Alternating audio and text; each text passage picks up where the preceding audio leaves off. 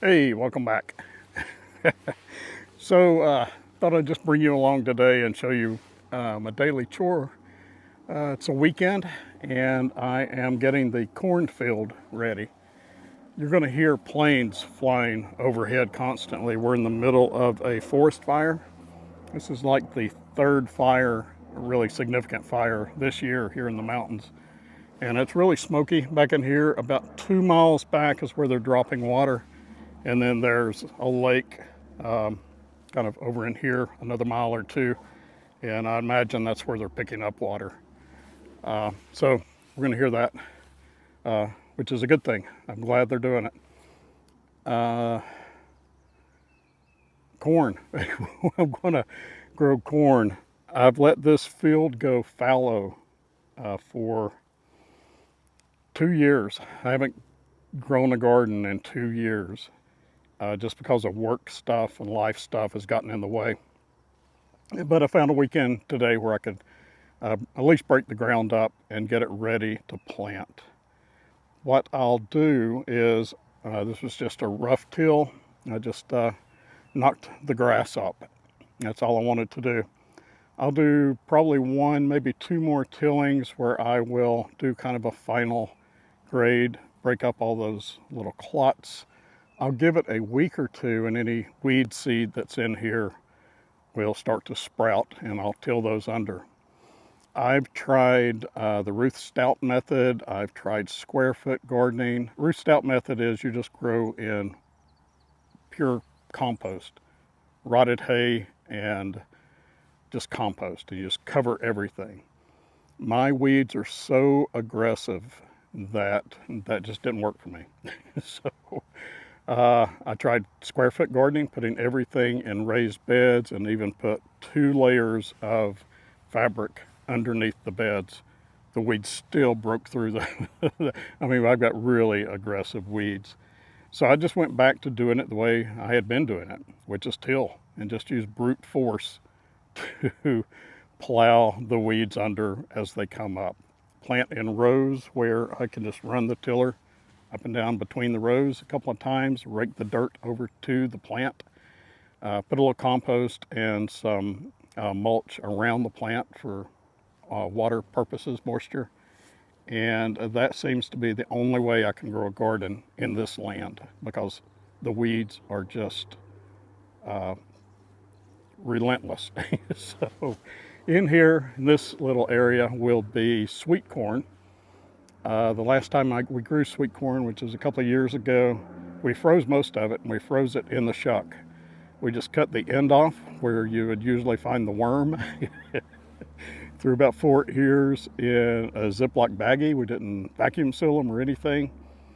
Threw them in the freezer, and they were delicious and easy to do. That's the easiest way to do corn, is just leave it in the shuck until you're ready to eat it. Freeze it just like that. Instead of, if you're going to freeze something, you would wrap it a couple of times. Well, it's already wrapped once. It's got the silk and all those shucks around it. And then just put it in a Ziploc bag. If you can squeeze some of the air out, that's fine.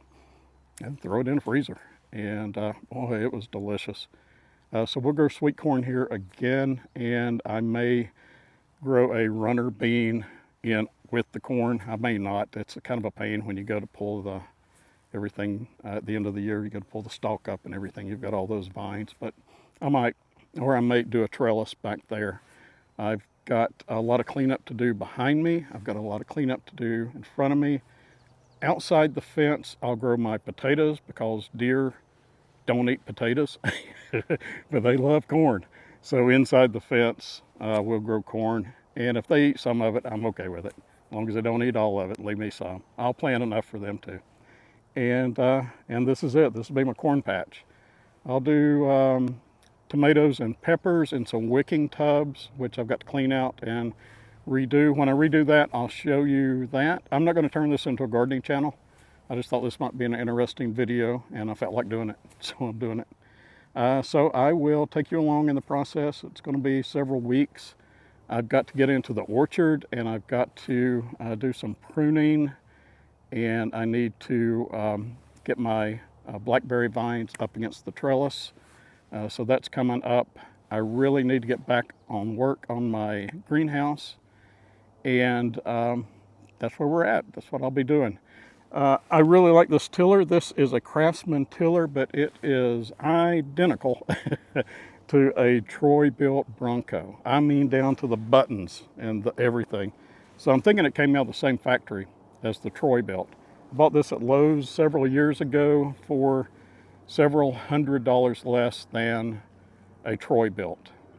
And it sat for all winter.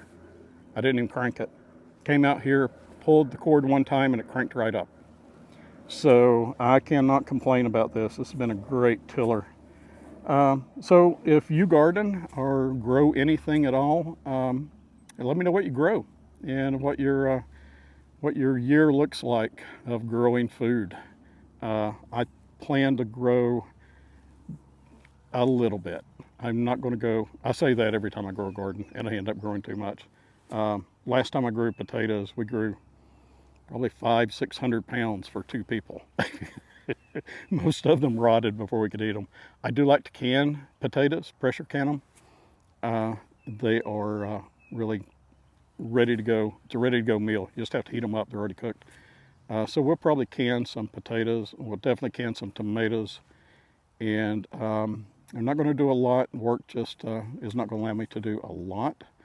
But I'll bring you along for what little bit I do. All right. Catch you on the next one. Bye.